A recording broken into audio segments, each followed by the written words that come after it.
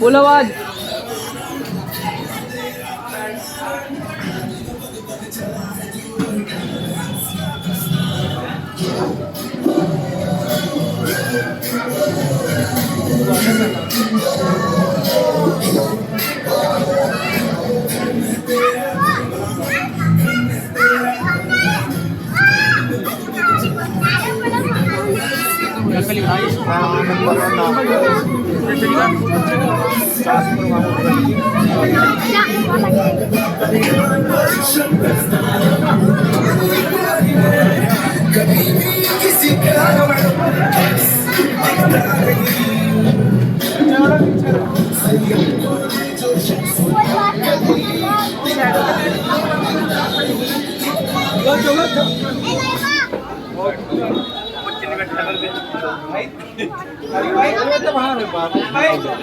अब्बू जी लाओ।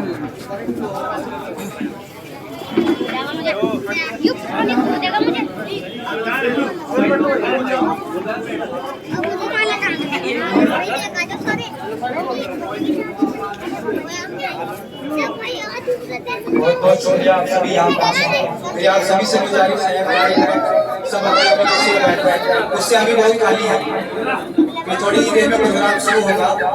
मेरी आप सभी से गुजारिश है बच्चों से भी अपने अपनी सीटों पर बैठ जाएं। जो भी सीट खाली बैठा अपनी सीटों पर बैठ जाए।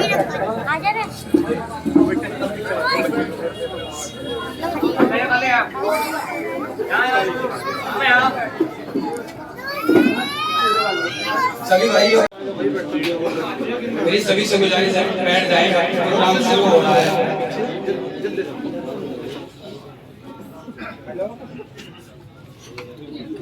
एक बड़े मशहूर शायर का बहुत ही मशहूर शायर है कि वो आए हमारे घर पर खुदा की रहमत है, वो आए हमारे घर पर खुदा की रहमत है, कभी हम उनको कभी अपने घर को देखते हैं।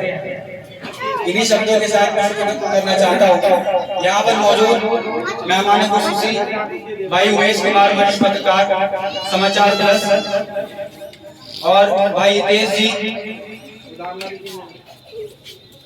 और हमारे सारे बुजुर्ग साथी और हमारे दोस्त, हमारे जो बहनें पर्दे में हैं, हमारी माएँ जो पर्दे में हैं, उन सब का मैं हार्दिक अभिनंदन करता हूँ। उन सब का यहाँ बहुत बहुत इस्तकबाल करता हूँ और मैं आप सभी का बहुत बहुत शुक्रगुजार हूँ। एक छोटे से टाइम के अंदर ही मैं सबसे पहले तो माफी मांगना चाहता हूँ कि प्रोग्राम इतना लेट हो गया। कुछ प्रोग्राम ऐसे होते हैं जिन्हें बहुत मुश्किल से छोड़ के आना पड़ता है। मोहब्बत भाई साहब की सबके दिलों में इतनी है कि छोड़ना नहीं चाहता। मैं भाई साहब जिस वजह से यहाँ पहुंचे हैं, जो एक बहुत बड़ी वजह रही वो इस कानपुर विधानसभा की सीट का हाल रहा है। इस कानपुर विधानसभा की सीट में 20 साल से कोई विकास की एक भी लहर नहीं चली। सिर्फ जो विकास हुआ है कागजों में हुआ है या बोर्ड पर हुआ है। तो मैं भाई साहब के बारे में कुछ कहना चाहूंगा और अपने जो हालात यहाँ कानपुर विधानसभा सीट के उनके बारे में बताना चाहूंगा। कुछ आशार के जरिए से लग गई आग मेरे घर में बचा ही क्या है, लग गई आग मेरे घर में बचा ही क्या है, और बच गया मैं तो समझ गया सब कुछ बचा है। और मेहनत नतीजा है मुकद्दर अपना, मेहनत नतीजा है मुकद्दर अपना, वरना हाथों के लकीरों में लिखा क्या है। जोरदार ताली के साथ रमेश का स्वागत किया जाए। और आपने देखा भी होगा जब से भाई साहब एक्टिव हुए इस कानपुर विधानसभा सीट के अंदर, न जाने भाई साहब के बारे में क्या क्या कहा जाता है, लेकिन ये ऐसी शख्सियत है इन सब बातों का जवाब बड़ी खामोशी के साथ देते हैं। तो मैं एक शेर के साथ और भाई साहब का स्वागत करना चाहूंगा। तो मेरी खामोशी को मेरी कमजोरी न समझो, मेरी खामोशी को मेरी कमजोरी न समझो, समंदर भी अक्सर खामोश रहता है। बहुत जोरदार ताली के साथ स्वागत किया जाएगा। और मैं अपने बड़े भाई और इंडियन पब्लिक स्कूल के सहायक प्रबंधक राव देव खालिक खान से गुजारिश करता हूँ कि भाई साहब को शोर उड़ाकर उनका इस्तकबाल किया जाए। जोरदार ताली के साथ,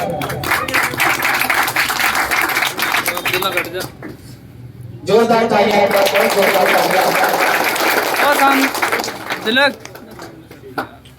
और हमारे बीच बहुत बहुत धन्यवाद भाई साहब। और हमारे बीच भाई धीरेश जी जो भाई साहब का हमेशा से बहुत साथ देता है, हमेशा उनके साथ रहते हैं। मैं उनसे भी चाहूंगा कि वो स्टेज के पास आए, वो भी इस दरबार को भाई धीरेश जी ने जोरदार तालियां।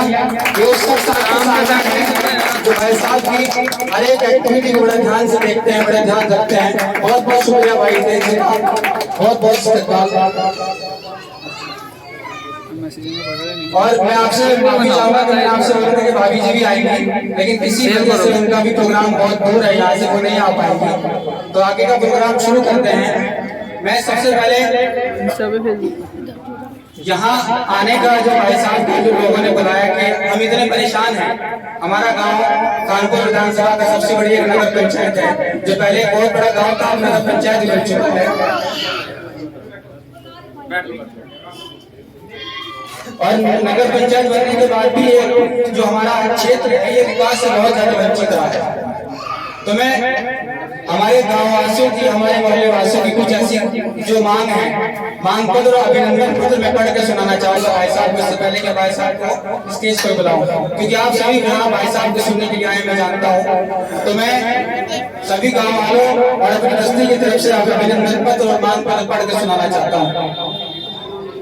सेवा में भाई श्री उमेश कुमार जी, वरिष्ठ पत्रकार, माननीय विधायक प्रत्याशी कानपुर विधानसभा उत्तराखंड महोदय, आज नगर पंचायत ढंढेरा की सरजमी पर और इस छोटे से स्वागत कार्यक्रम में आपका बहुमूल्य समय देने और अत्यंत व्यस्त कार्यक्रमों को छोड़कर यहाँ अपने छोटे भाई राव और राव अजय सिंह के निवेदन और तमाम बस्ती वालों गाँव के निवेदन पर आपका यहाँ आकर जो कष्ट उठाया इसके बहुत बहुत शुक्रगुजार है। स्वागत करते हैं, अभिनंदन करते हैं, जोरदार तालियां।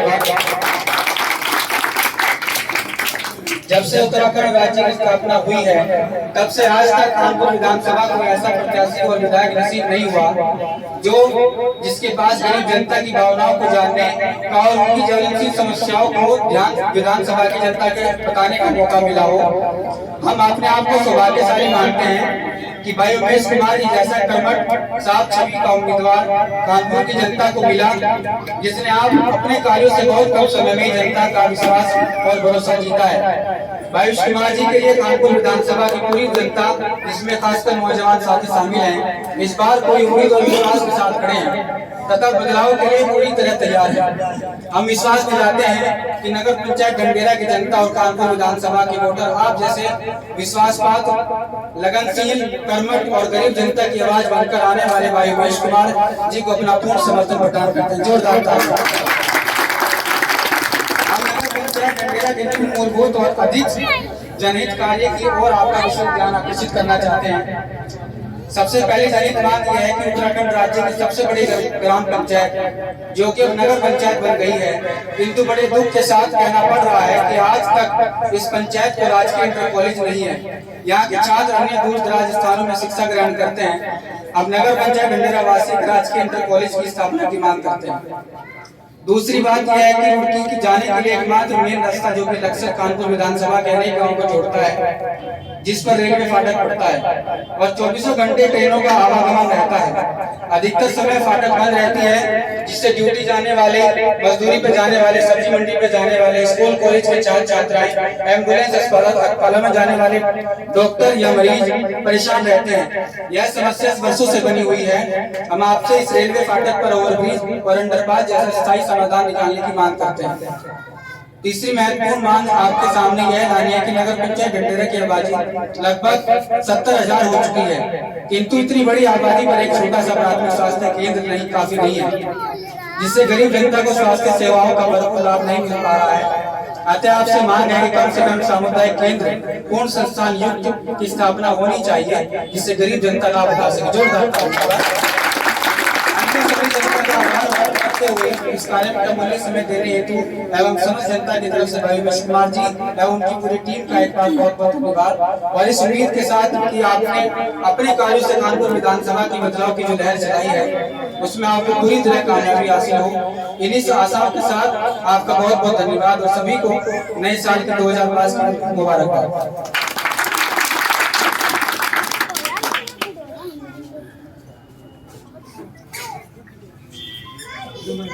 मैं आपसे यही बता दूं कि ये तो मांग है हमारी, लेकिन ऐसा शख्स आप सभी लोगों के बीच बैठा है जिसने सिर्फ यहाँ कदम रखने के बाद ही समस्याएं सुनी, इनकम सोल्यूशन कर दिया। 20-20, 50-50, 40-40 साल से गोकलपुर जैसे गांव, 30 साल से पुल और 20 साल से हमारे गांव के तालाब है, मोहनपुरा, मोहम्मदपुर, मिलापनगर में 3 पंप बनाए हैं, 3 सेट लगे हैं, मोहनपुरा में 1 सेट लगा है, और डंडेरे का भी जो पंपिंग सेट का जो स्ट्रक्चर है वो तैयार लगभग हो नहीं वाला है, उसमें भी जल्दी पंपिंग सेट लग जाएगा। किसानों का कहना यह है कि इस पंपिंग सेट लगने से हमें खाद वाला पानी मुफ्त में मिल रहा है, जो कि एक बहुत बड़ी बात है। और भाई साहब, आप जो तालाब के पास पौधारोपण भी कराने वाले हैं वो भी जल्दी ही शुरू हो जाएगा। डंडेरा में इतनी ज्वलनशील जो जरूरत थी जिसे कोई सुनने के लिए नहीं आता था, हम बहुत बहुत धन्यवाद देना चाहते हैं कि भाई साहब यहाँ आए, हमारी समस्याओं को सुना और उस पर उसका हल निकालना शुरू कर दिया। अब मैं ज्यादा वक्त न लेते हुए भाई साहब को आमंत्रित करता हूँ कि वो आए और अपने शब्दों से हमें अभिभूत करें। भाई साहब उमेश कुमार से मैं आप सभी के सामने अपने मेहमान खुसूसी मोहतरम जनाब सीनियर रिपोर्टर उमेश कुमार जी का इस्तकबाल करते हुए इनके इस्तकबाल में 2 शेर कहना चाहते हैं।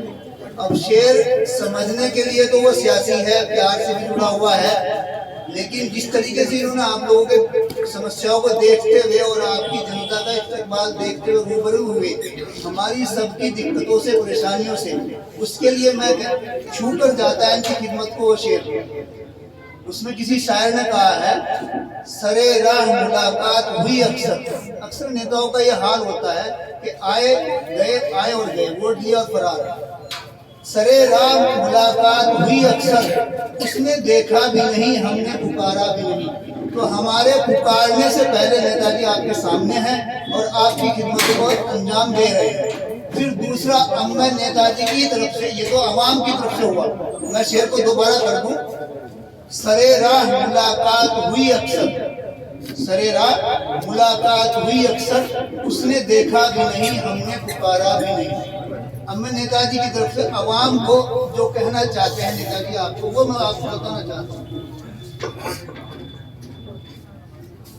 दिल वाले और भी होंगे आपके शहर में, जरा ध्यान दे इस बात पे।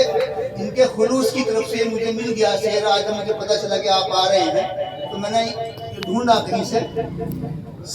दिल वाले और भी होंगे आपके शहर में, हमारे अंदाज़े वफा आपको अक्सर याद आए। अब आप देखिए उन्होंने कितनी वफादारी आपके साथ है। मैं भी दोबारा से नेताजी की तरफ से आपकी खिदमत में ये पेश कर रहा हूँ। ये तो अपनी बातें करेंगे, लेकिन मैं इनकी तरफ से अपने दिल से कहना चाह रहा हूँ, दिल वाले और भी होंगे आपके शहर में। ध्यान दिए दिल वाले और भी होंगे आपके शहर में, हमारे अंदाज़े वफा आपको अक्सर याद आएगा। बहुत बहुत शुक्रिया, दावत देता हूँ नेताजी को। जोरदार ताली से स्वागत।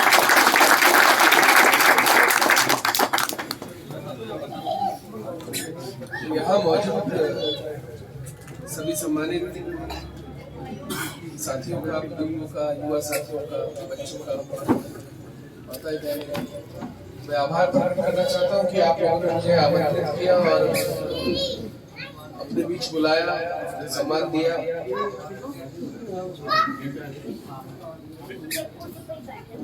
आप लोगों को ये मालूम है कि मेरा कोई चुनाव लड़ने का इरादा नहीं था, आप सभी जानते हैं।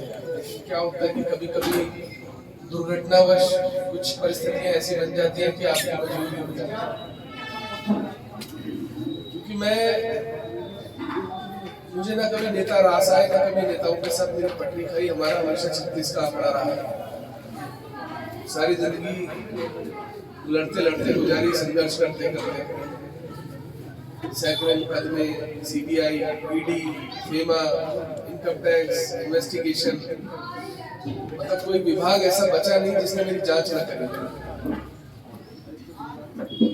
न देश की कोई जांच एजेंसी ऐसी बची जिसने मेरी जांच न करी। तो मुझे लगता था कि राजनीति तो कभी करनी नहीं है, क्योंकि इस दलदल में हमारा कोई काम नहीं है। लेकिन जब लगा कि क्षेत्र में आए लोगों से मिलना, क्योंकि हम ग्राउंड की रिपोर्टिंग बहुत ज्यादा थी नहीं, हमेशा राजधानी में रहे पत्रकारिता की, लेकिन जब क्षेत्र में आए लोगों के बीच में आए, तकलीफें तो पहले भी पता चलती थी, लेकिन अंदर जाने के बाद जब वो दुख देखा, वो तकलीफ देखी, तो लगा कि नहीं यार कुछ तो करना पड़ा।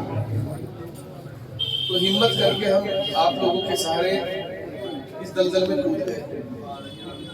और ये सच है कि अगर आप लोग हिम्मत नहीं बढ़ाते, साथ नहीं खड़े होते, तो शायद मैं ये चुनाव लड़ने का सोचता था। फिर जब लोगों के पास जाने लगे, क्योंकि लोगों को प्रभावित करना बड़ा आसान काम नहीं है, चाहे मैं हूं चाहे आप हो, किसी के दिल पर छाप छोड़ना, किसी के दिमाग में घुसना बहुत आसान काम नहीं है। किसी इंसान को ये समझाना कि साहब आप मुझे वोट दे दो, बड़ा कठिन काम है। तो शुरू में जब लोगों से इंटरेक्शन होने लगा तो बड़ा कठिन लगने लगा कि कैसे समझेंगे, कैसे समझाऊं अपनी बात, क्योंकि नेताओं वाली बात तो ये कुर्सी हटा दो, आप जो कर लेते गुलाब जामुन, ये कुर्सी हटा, झूठ का पुलिंदा बांध दो, समुद्र में हवा में पुल बांध दो, वो तो आता नहीं था। तो लगा क्या किया जाए। फिर धीरे धीरे जब लोगों से मिलने लगे, इंटरेक्शन होने लगा, समस्याएं पता लगने लगी, तो लगा कि एक ही चारा है कि सबसे पहले वो कर लेंगे, ट्रिम कर लेंगे, साबित किया काट देंगे, ये थोड़ी ना बीच में काट सकते कि अपने आप को साबित किया जाए। तो हमने कहा कि हम आपके पास जब आएंगे, जब आपका विश्वास जीत लेंगे, तब आपसे वोट मांगेंगे, जब आप खुद कहोगे कि चुनाव लड़ो। मैंने पहले भी कहा सबसे कि मैं चुनाव तभी लड़ूंगा जब आप लोग कहेंगे, मैं अपनी मर्जी से चुनाव लड़ने नहीं आऊंगा। मैं सबसे पहली जो समस्या का मेरा सामना हुआ वो हुआ बादशाहपुर में। मैं बादशाहपुर गांव गया, इसी विधानसभा क्षेत्र का है।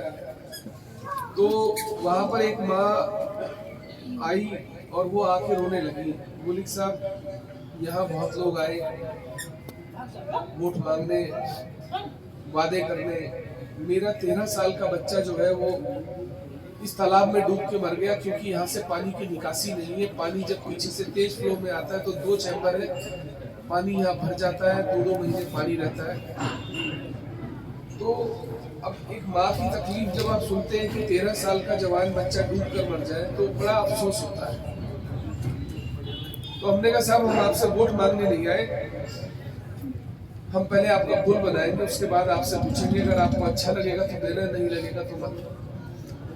हमने 15 दिन में वो पुल तैयार कर दिया और इतना शानदार पुल बनाया कि शायद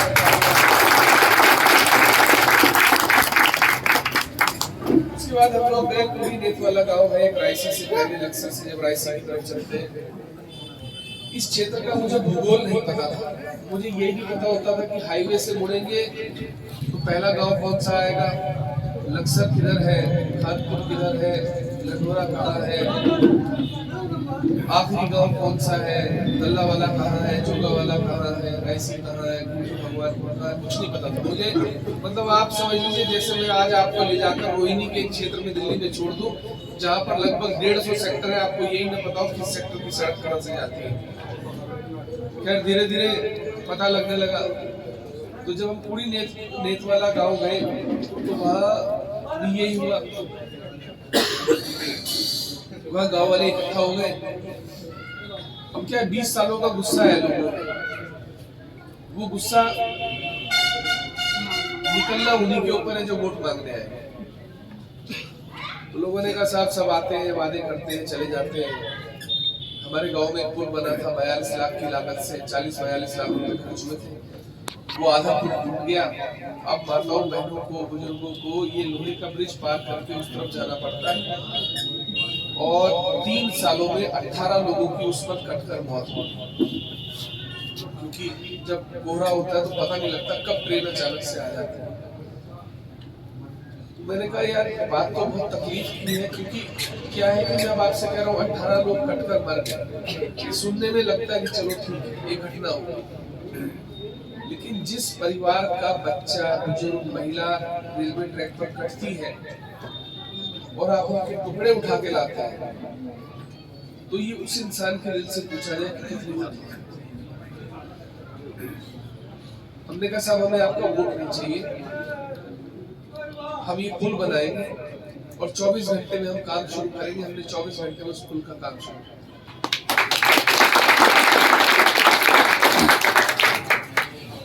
एक व्यक्ति का फोन आया, बोला भाई साहब आपने ये क्या करा इस गाँव में, ये गाँव तो पूरा भाजपा का है, यहाँ से आपको एक वोट नहीं मिलेगा, आप क्यों पैसे खराब कर रहे हैं। बड़े नेता थे क्षेत्र के। हमने कहा साहब कुछ काम इंसानियत के लिए किए जाते हैं, वो नौकरी नहीं किए जाते।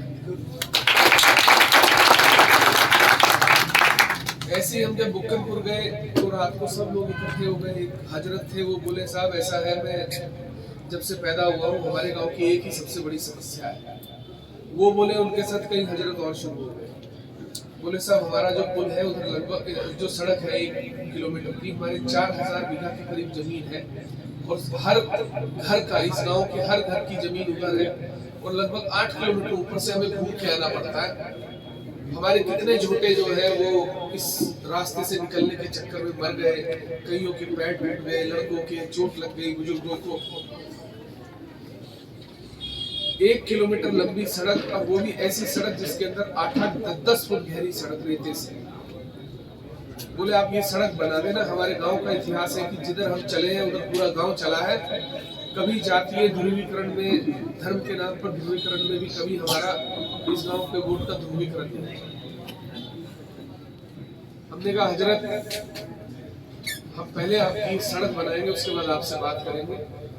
और ये इतिहास है कि 5 दिन में 1 किलोमीटर लंबी वो सड़क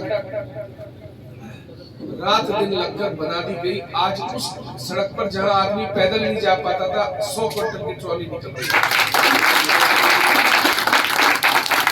जितने गांव की जगहों के नाम लिए आपके सब जानने वाले होंगे। मुझे लगता है कोई झूठ बोलकर मैं आपको किसी को गुमराह नहीं कर सकता, फोन करके पता कर सकता।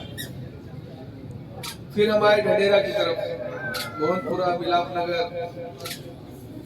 इधर की समस्या सबसे बड़ी थी जल निकासी की।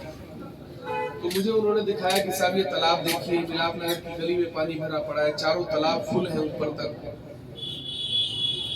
तो लगा कि यार ये समस्या तो आसमान जैसी भारी समस्या है, इसका निराकरण इतना आसान है। फिर एक दिन मन किया कि यार चलो एक बार देखते हैं क्या किया जा सकता है। तो हमने हेलीकॉप्टर लिया और हम ढडेरा के ऊपर आ गए। पूरा लगभग 20 मिनट ऊपर घूमते रहे। आपने देखा होगा बीच में 2-3 बार एक ऊपर आ जाता था। तो वहां से हमने ऊपर पूरी ड्राइंग तैयार की दिमाग में।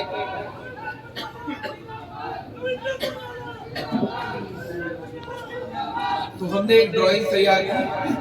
ड्राइंग तैयार करने के बाद हमने काम शुरू किया और 15 दिन में ये इतिहास है कि 3 बड़े फिल्टर चैम्बर 30-30 हजार लीटर के हमने बना दिए। 2 पंपिंग स्टेशन हम चालू कर चुके हैं पिछले 10 दिन के अंदर। आप लोग तो यहाँ रहते हैं, आप मोहनपुरा का तालाब देख के आइए, लगभग 10 फुट पानी उतर गया। कल हमने उसका सौंदर्यीकरण भी कर दिया। जो शानदार पेड़ होते हैं बॉटल पाम के, समुद्र के किनारे आप देखते हैं, हमने उसके किनारे बॉटल पाम के पेड़ लगा दिए और उस सड़क को हमने लगभग 10 फुट चौड़ा कर दिया।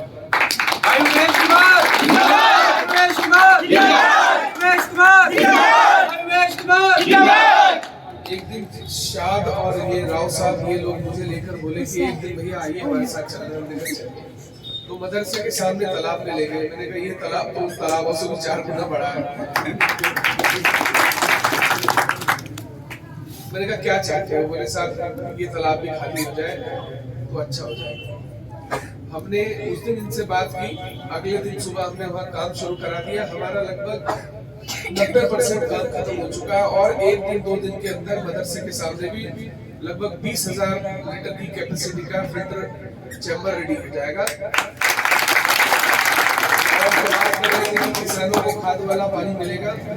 हम लगभग 5 दिन के अंदर वहाँ भी एक पंपिंग स्टेशन सेट करके उस पाइपलाइन को खेतों तक पहुँचा देंगे। और मुझे छोड़ दे, आजा 6:30 उसके बाद इन्होंने बताया कि सोलर लाइट थी, गलियों में लाइट नहीं थी, तो सोलर लाइटें भी हाथों हाथ हम प्रोवाइड करती और धीरे धीरे सोलर लाइट भी हम सब जगह लगाते जा रहे हैं। तो मेरा मानना है कि अब मुझसे कोई पूछता है सर चुनाव कैसा चल रहा है, मैंने कहा ये तो पब्लिक बताएगी, क्योंकि सरकार तो जनता की हमारे जिले के नेता परसों भाषण देने के लिए कुछ नहीं कि हम क्या कर सकते हैं, और हमारे पास गिनाने के लिए इतना है कि वो गिन नहीं सकते।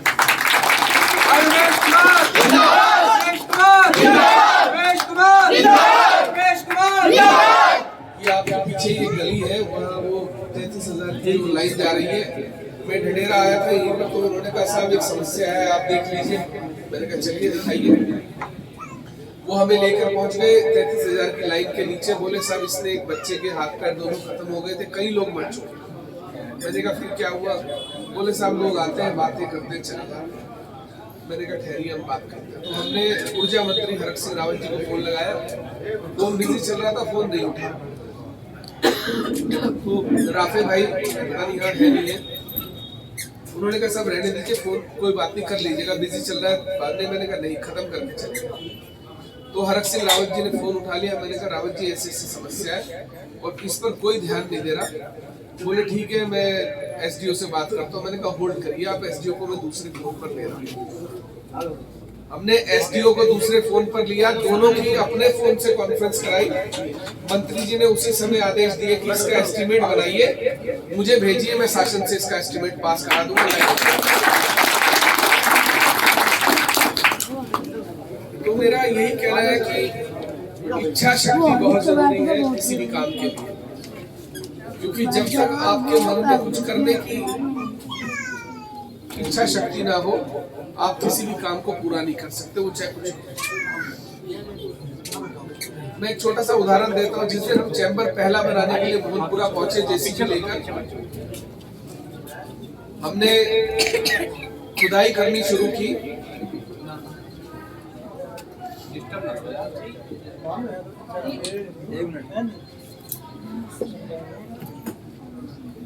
जब हम मोहनपुरा पहुंचे हमने खुदाई करनी शुरू की तो हमारी हिम्मत टूट गई, क्योंकि वहां सूखी जमीन ही नहीं थी। जहां खोद रहे थे वहीं नीचे से नाला निकल रहा था। तो उस दिन हिम्मत टूट गई। हमने कहा यार अब यहाँ तो संभव नहीं है चैम्बर बनाना। चले गए वापस। फिर रात को सोचते रहे क्या करें। फिर एक हमारे दोस्त हैं कैलिफोर्निया में, हमने उनको फोन किया। वो बहुत बड़ी कंस्ट्रक्शन कंपनी के मालिक हैं, लगभग 20,000 करोड़ की कंपनी है उनकी। तो उनसे हमने पूछा है क्या करें। तो उन्होंने रात को अपने एक इंजीनियर को लाइन पे लिया। उसने कहा साहब ये संभव हो सकता है अगर आप करें। हमने कहा चलो ट्राई करके देखते हैं। तो उन्होंने बताया कि खड्डा जहाँ पानी है चारों तरफ, आप पहले वहाँ एक प्लास्टिक का बड़ा टैंक लगाइए, वो टैंक की फाउंडेशन चारों तरफ से उठाते हुए लाइए, काम हो जाएगा। तो आप जाके देखेंगे, आप कुछ फोटो भी आपने देखे होंगे। हमने पहले नीचे 5,000 लीटर का टैंक लगाया, उसके चारों तरफ फाउंडेशन भरते हुए ऊपर तक आए और हमने वो 30,000 लीटर का टैंक तैयार कर दिया 10 दिन। तो मेरा मानना है कि कोई काम असंभव नहीं है, लेकिन इच्छा शक्ति बहुत जरूरी है और लोगों का साथ भी जरूरी है। इस बार हम विधायक चुनने नहीं निकले और ना मुझे कोई शौक है विधायक बनने का, क्योंकि किसी विधायक से ज्यादा हैसियत मेरी आज भी है। इस राज्य में या उत्तर प्रदेश, दिल्ली, कोई ऐसा अधिकारी, मंत्री, नेता केंद्र में नहीं है जो मेरे एक फोन पर अवेलेबल ना हो। मैं एक फोन करूं नहीं उठेगा। तो ये विधायकी की बात नहीं है, बात है जनता सरकार की। और इस बार हमें जनता सरकार चुननी है, क्योंकि 20 साल आपने सब देख लिया है। एक बार बदलाव करके देखिए। अगर इस विधानसभा क्षेत्र की तकदीर नहीं बदल गई, तस्वीर नहीं बदल गई, तो मेरा नाम बदल गया।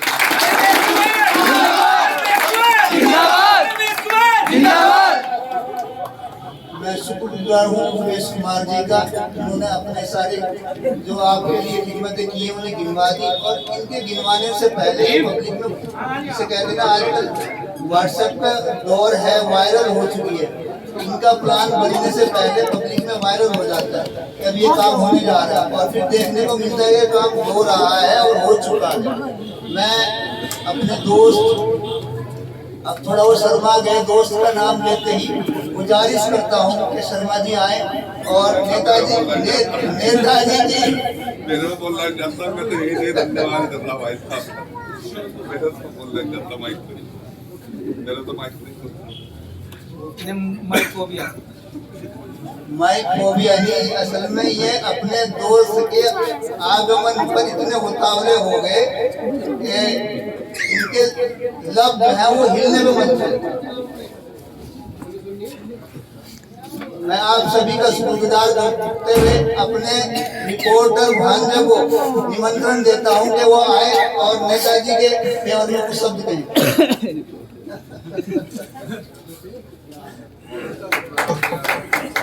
तालियां बजा दो, तालियां। बस यही कहूँगा कि उमेश कुमार जी जो कार्य कर रहे हैं वो पिछले 20 सालों में नहीं हुए, और आप सभी ने भी देखा। और नेताजी नहीं हूँ मैं, आप ही की तरह छोटा बच्चा हूँ आप ही का, और इन्हीं की तरह इन्हीं के मार्गदर्शन में चल रहा हूँ, रिपोर्टिंग करता हूँ, क्योंकि मैं किसी कार्यक्रम को संबोधित भी नहीं कर सकता, वो मेरी मर्यादा के खिलाफ है। पर जब इस मंच ने सम्मान दिया है तो मैं बड़ा गौरवान्वित महसूस कर रहा हूँ अपने आप को। उमेश कुमार जी ने वो काम करके निकाले जो पिछले 20 सालों में नहीं हुए। मिलाप नगर की समस्या ऐसा लगता था कि जैसे कोई कैंसर की बीमारी किसी को हो जाती है, डॉक्टर कहते हैं कि इसे कैंसर है और अब ये बच नहीं सकता। मिलाप नगर में बिल्कुल वही था, और हम उसे मिलाप नगर तालाब नगर कहे तो ज्यादा बेहतर, क्योंकि चारों तरफ तालाब ही तालाब है। ऐसा लगता है जैसे आप सभी फेसबुक पर और यूट्यूब पर देखते होंगे, एक दुबई में लैंड बन रहा है, उसके चारों ओर पानी है, वो खजूर का पेड़ होता है ना, इस तरह से उसको एक आइलैंड बनाया जा रहा है जो मैन मेड है। वो मिलाप नगर भी ऐसा ही लगता है, बस हर गली के बाहर पानी है, हर घर में पानी है, और मैं कहूँ कि पानी नहीं बल्कि घरों तक पानी है। लोगों के जीवन में पानी पानी हो गया। वो कहना था ना कि सैया जी ने मुझको देखा कि मैं पानी पानी हो गया, इसलिए देखा कि पानी पानी हो गया। इतना गंदा पानी, अगर हम वहाँ 1 मिनट 2 मिनट खड़े हो जाए तो सांस लेना भारी है। कैंसर जैसी बीमारी, टीबी जैसी बीमारी, और जो वहाँ का मिट्टी का गुणवत्ता है वो भी खत्म हो चुकी है।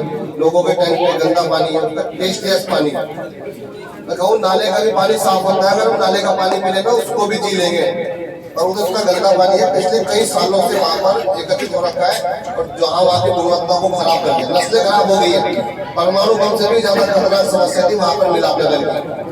और नेता आके बस कहते कहते बस मैं इस पानी को सभी को बताया, एक डायलॉग को मारा था, मैं इस पानी को एक घूट में पी जाऊंगा, और साफ सभी को बताया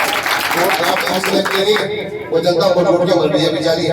पलायन को मजबूर हो गई, तो कुछ लोगों ने तो बैनर भी लगा दिए ये मकान बिका हुआ है, और कुछ ने तो ये भी कह दिया कि कोई धर्मशाला चलाना चाहता हूँ, कोई धार्मिक कार्यक्रम करना चाहता हूँ, ये मेरा मकान उसके लिए फ्री आप कर सकते हो। लोग इतने मजबूर हो गए थे, कोई को फ्री में भी मकान नहीं खरीदा था।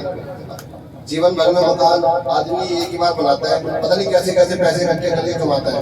और वे सभी गरीब लोग हैं, क्योंकि अगर अमीर होते हैं तो जाहिर सी बात है हम मिलाप नगर तालाब नगर में तो रहते नहीं, हम अच्छी कॉलोनी में रहते हैं जैसे वो लोग रह रहे हैं, ये नौकरी वाले होते हैं, वो मजदूर लोग हैं, तबका लोग हैं, गरीब लोग हैं। आज तक कभी भी उनकी किसी ने सुनवाई नहीं की। वो कहते हैं कहावत है, गरीब आदमी को 2 धक्के फालतू लगते हैं, मेरे को लग रहा है 5 धक्के फालतू लगे पीछे, पता नहीं क्या वहाँ पर जाकर रहे, या कहे कि जो जनप्रतिनिधि है उन्होंने उन पर अंधविश्वास कर लिया, और उन्होंने कहा कि आप बस हमें वोट दे दो और हम आपका चहुमुखी विकास करा देंगे। बाकी आप सभी को पता है चहुमुखी विकास किसका हुआ है। पहले गाड़ी में घूमते थे, कभी मेरे ध्यान में मेटाडोर में प्रचार होता था, और आज 8-8, 10-10 गाड़ियों का काफिला चल रहा है। तो विकास हुआ, आप समझ सकते हैं किसका विकास हुआ है। और वो कहते हैं कि मैं राजा हूँ, अब राजा तो वो है।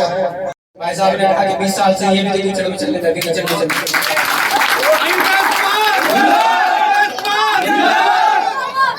और जिस गली में जाने के लिए हमें अपने मुंह ढकने पड़ते हैं, इतनी बदबू आती है, उस गली में भाई साहब का पढ़ना सिर्फ गले में पड़ रहा था, तो मुंह पे कभी नहीं। तो ये और लग्जरी लाइफ कितने हैं ये कोई बताने की जरूरत नहीं है। कई चैनलों के मालिक फार्म हाउस अपने खुद के घर कई जगह जहाँ जहाँ पसंद आया वहाँ घर खरीद लिया, और भाई साहब ने अपने मकान बनाने के लिए और भाई साहब की हिस्ट्री कोई अरे गहरे नक्शे गहरे की नहीं है। भाई साहब भी राजा है और हमारी भाभी भी रानी है। बल्ला वाले का जो रकबा है वो पूरा हमारी भाभी जी के दादाजी का है। तो अब बताइए बाहर का कौन बांटते हैं। मेरे जैसे छोटे से आदमी के साथ चलते हैं, कंधे से कंधा मिलाकर मेरे साथ खाना खाते हैं। कभी जातिवाद बिरादरी का कोई इन्होंने जिक्र नहीं किया। आज तक मैंने इनके मुंह से मैं थोड़े ही दिनों से आपके साथ जुड़ा हूँ, अभी तक भी किसी भी प्रचारक के मुंह से, भाई साहब के मुंह से हिंदू मुस्लिम हरिजन या नॉन हरिजन ऐसी कोई बात हमने नहीं सुनी। मैं ये नहीं कह रहा कि भाई साहब मेरे घर आए और मैं यहाँ स्टेज पे उनका इस्तेमाल कर रहा हूँ। ये हकीकत है, ग्राउंड जीरो की जो रिपोर्ट है वही आप सभी का मुंह से सुन सकते हैं।